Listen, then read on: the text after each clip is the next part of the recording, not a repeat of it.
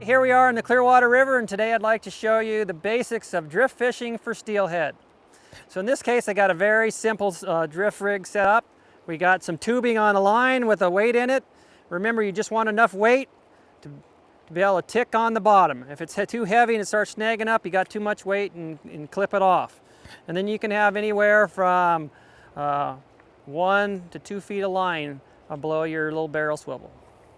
So that's all there is.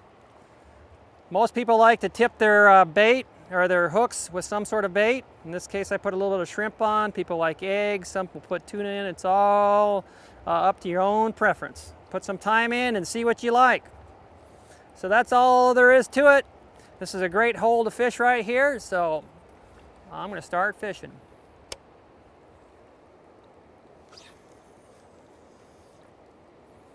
Now when drift fishing, there's a couple things to think about. You always want to keep your line somewhat tight.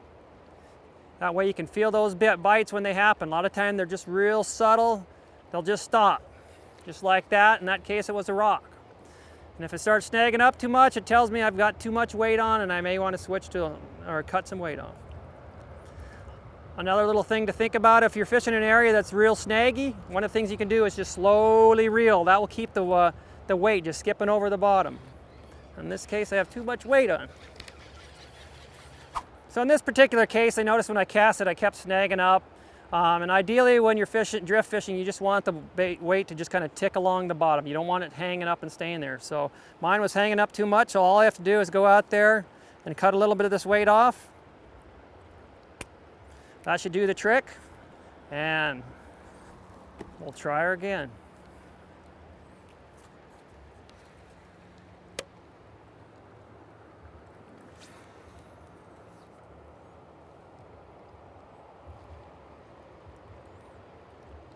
Oh, just perfect now. It's barely ticking. When it's just barely touching, you also can feel the bites a little bit better.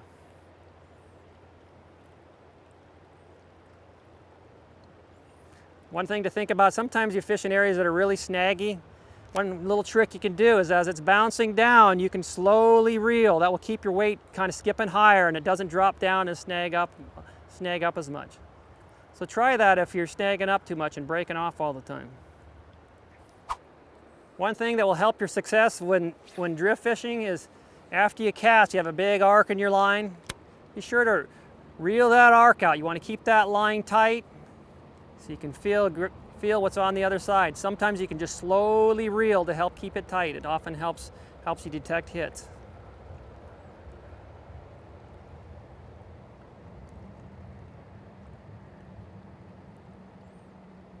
Hits can sometimes just be your line stopping.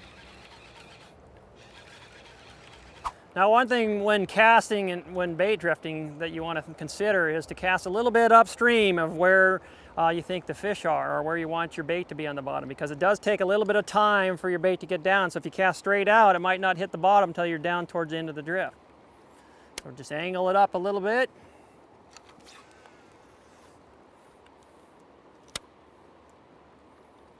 And there it started hitting bottom, right where I think the fish are.